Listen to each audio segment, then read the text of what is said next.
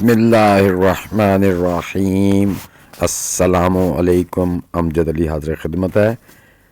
دوستو، گملوں میں یا بالٹیوں میں یا کنٹینر میں ٹماٹر کے پودوں سے آپ زیادہ اور زیادہ فروٹ کیسے لے سکتے ہیں؟ تو ویڈیو کو اینڈ تک دیکھیے، لائک اور شیئر بھی کر دیں، نئے دوست بھی لائک شیئر اور چینل کو سبسکرائب کر دیں۔ تو دوستو، جو ہم اپنے گارڈن میں پلانٹ لگاتے ہیں تو سب سے پہلے تو ہمیں یہ چاہیے کہ ہم جب اپنے گملوں میں مٹی بھر رہے ہیں تو مٹی جو ہے نا اچھی طرح فرٹلائٹ ہونی چاہیے، زرخیز ہونی چاہیے۔ آپ نے 50% بالو مٹی لے لینی ہے۔ بالو مٹی میں 25% جو ہے نا وہ گوبر کی گلی ہوئی کھاد ملا لینی ہے، اور 25% ہی اگر آپ کے پاس کچن ویسٹ کمپوسٹ ہے تو وہ ملا لیں۔ اگر نہیں ہے تو آپ 40% گوبر کی کھاد ہی ملا کے مٹی کو جو ہے نا آپ نے وہ بالٹی میں یا گملوں میں ڈالنی، اس کو اچھی طرح آپ نے مکس کر لینا ہے۔ تو اچھی طرح آپ نے اس کو مکس کر کے، تو اگر آپ کے پاس مٹی کم ہے تو آپ نیچے سادہ مٹی بھی ڈال سکتے ہیں، یعنی کہ جو بالٹی میں یعنی کہ ہے نا وہ چوتھا حصہ جو 20% سادہ بالو مٹی بھی ڈال سکتے ہیں۔ تو اس طرح آپ نے کہ بالٹی میں سوراخ لازمی ہونے چاہیے، ان پہ آپ نے اس طرح سے، میں تو کوئلے استعمال کرتا ہوں جس سے ہمارے وہ روٹ کے جو مسئلے ہوتے ہیں وہ بھی حل ہوتے رہتے ہیں۔ یہ کوئلے کا یہ ایک کھاد کے طور پہ استعمال، تو اس طرح آپ نے اپنی بالٹی میں جو ہے نا وہ مٹی کو بھر دینا ہے۔ تو اگر آپ کے پاس ایگ شیل ڈی کمپوز میں پڑے ہیں تو وہ اس میں ملا دیں، تقریباً وہ 2 مٹھی بھر کے وہ ملا دیں۔ تو ٹماٹر کے بیج جو نرسری آپ کی ہونی چاہیے وہ ہائی بریڈ ہونی چاہیے۔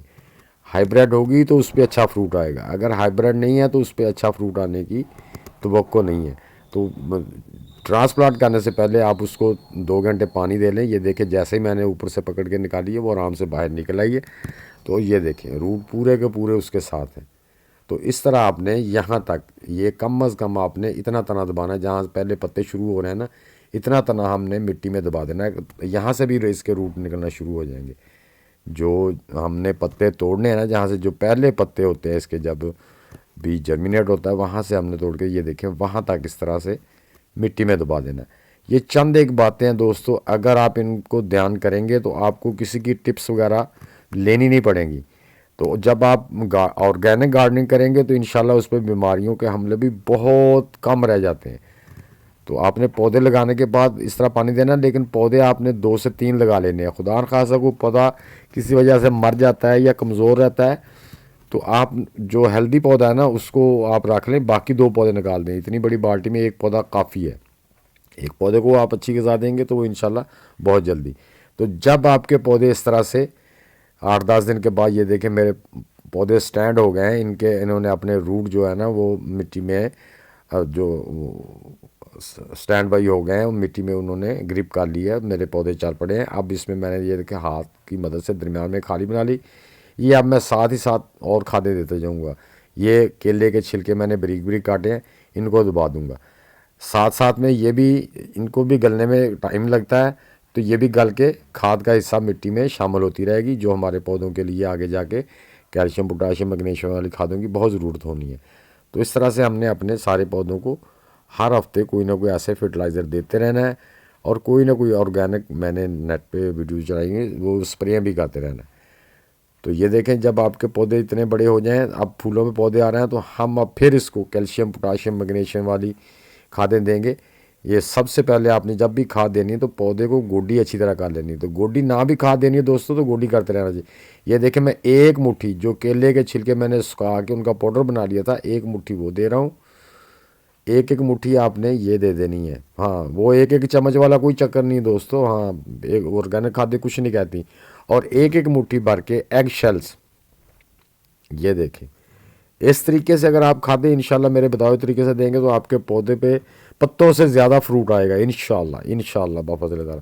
تو گوڈی کی ہوئی تھی، تو یہ دیکھیں اس طرح سے آپ نے مکس کر دینی ہے۔ اگر آپ کے پودوں میں نمی، مٹی میں ابھی نمی ہے تو آپ پانی نہ دیں، اگر نمی نہیں ہے تو پھر پانی دیں۔ یہ نمی کی وجہ سے جو گل کے مٹی میں شامل ہوتے رہیں گے، تو جیسے ہی ہم دوبارہ اس کو پانی دیں گے تو وہ کھاد میں تیار ہو کے یہ ہمارے پودوں کو مل جائے گی۔ تو یہ دیکھیں یہ میں اس کو فنگی سائڈ، کچھ بھی نہیں ہے لیکن فنگی سائڈ دے رہا ہوں۔ ये मैंने दोस्तों क्या किया कि नीम के पत्ते लिए थे, उनको मैंने ग्राइंड करके पानी डाल के उसका जूस जो निकाल के अलग कर लिया, और इसके जो पत्ते हैं ना वो मैंने स्टेंड किए थे, उनको मैं अपने पौधों में दे दिया है।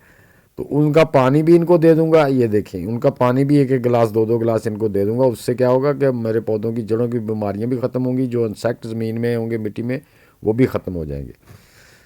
तो इसी तरह आप इसकी स्प्रे भी अपने पौधों पे इस तरह कर सकते हैं, लेकिन जब स्प्रे करनी है तो पत्तों के नीचे ऊपर सारी जगह करनी, क्योंकि इंसेक्ट सबसे पहले अपने जो अंडे देते हैं पत्तों के नीचे देते हैं, बाद में ऊपर आते हैं।